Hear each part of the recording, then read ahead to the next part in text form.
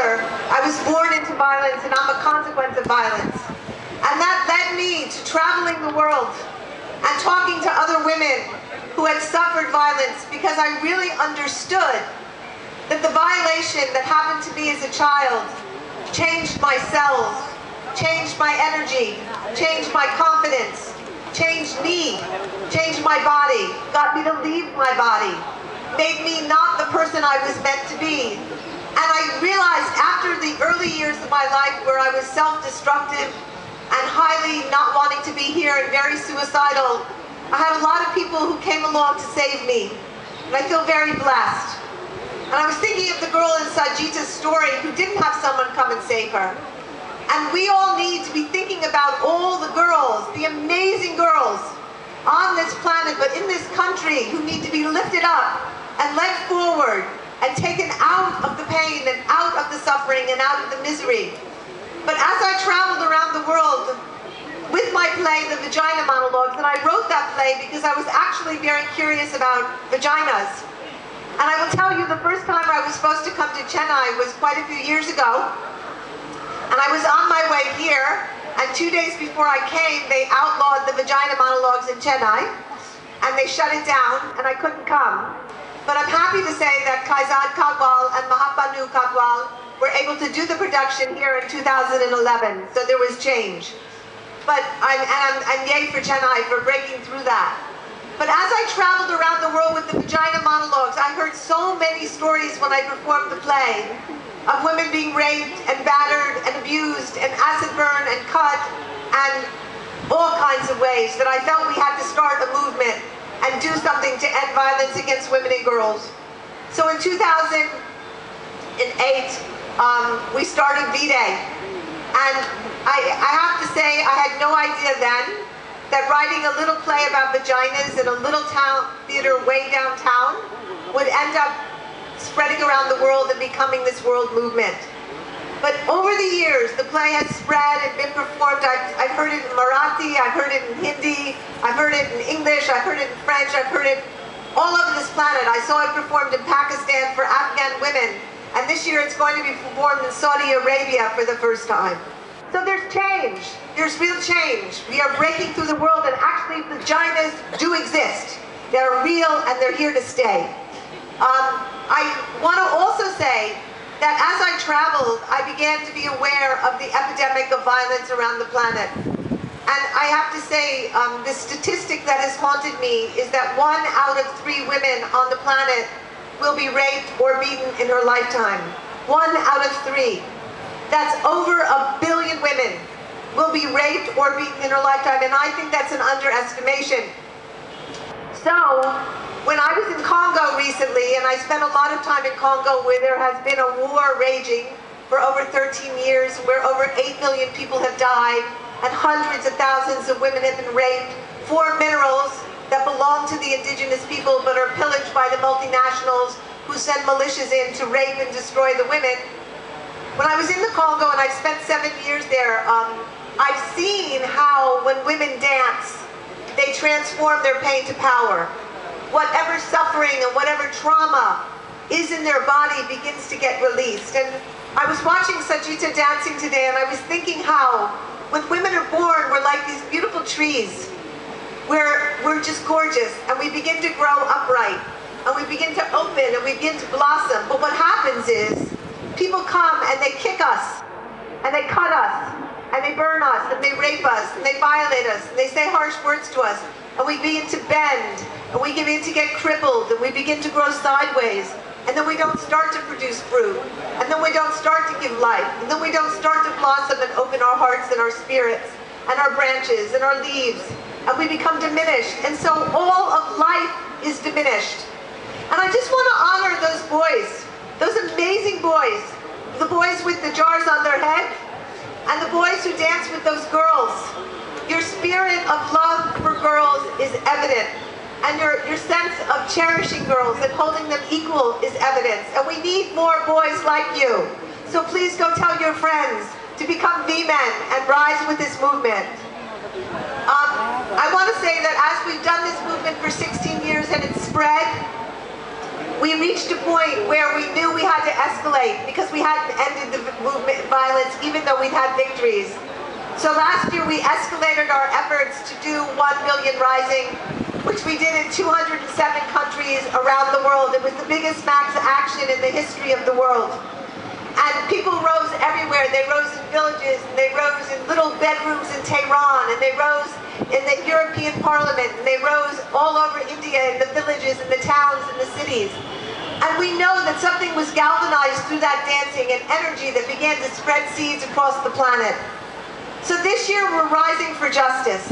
Because one of the things we've seen that unless there is justice, unless there is connection and accountability, unless there is cause and consequence and they are connected, unless we understand that you can't address violence against women unless you address economic injustice and racial injustice and environmental injustice, that they're all connected, it's the same story, we will never ever move forward. So this year our objective is to say, where are we going to rise? What are the places where we want to rise? Do we want to rise outside the Adivasi, the mines, for example, where the Adivasi adolescent girls are being raped and crushed like the stone? Do we want to rise outside the Goa elevator, where the journalist, sexually assaulted his younger colleague? Do we want to rise outside the courthouses where we need justice? Do we want to rise outside corporations that are responsible for economic injustices which cause women not to be able to fulfill their futures and their lives, and sexually harass and assault and enslave them on the jobs? I want to read you two pieces.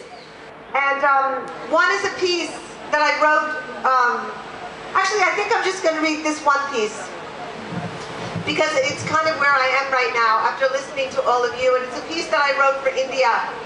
I feel India very deeply in my heart. I've been coming here a long time. I feel connected to so many women activists here and so many beautiful people who are so incredibly active in this movement. And this is the piece I wrote for you. I am rising for justice. Outside the walls of parliaments and Congress, outside the factories and corporations that break our backs and minds. I'm rising outside the bus where the driver locked the door, turned off the light, so he could join the other men raping and murdering the 23-year-old student. I am rising outside the hospital where the 14-year-old girl gave birth to a preterm baby after she was raped. I am rising outside a New Delhi slum where a 6-year-old body was discovered, raped, mutilated, and discarded like the debris. I am rising outside a toilet compartment on a train where the screams of a 7-year-old could not be heard over the roars of an engine. I am rising outside the elevator in Goa where a progressive editor-in-chief rammed his fingers into the dreams and the body of his younger colleague. I'm rising outside the mines where the adolescent Adivasi girls are raped and crushed like the stone. I'm rising outside the park where the young 12-year-old Dalit girl was gang raped by an upper caste, led there by her best friend. I'm rising outside the Delhi temple where a 6-year-old girl's body was raped and sacrificed on an invisible altar. I am rising from the ashes of a 12-year-old girl who set herself on fire after she was gang raped in Orissa. I am burning in that fire. I am burning and I am weeping and I am grieving and I am wailing in that fire, and my burning is my dancing.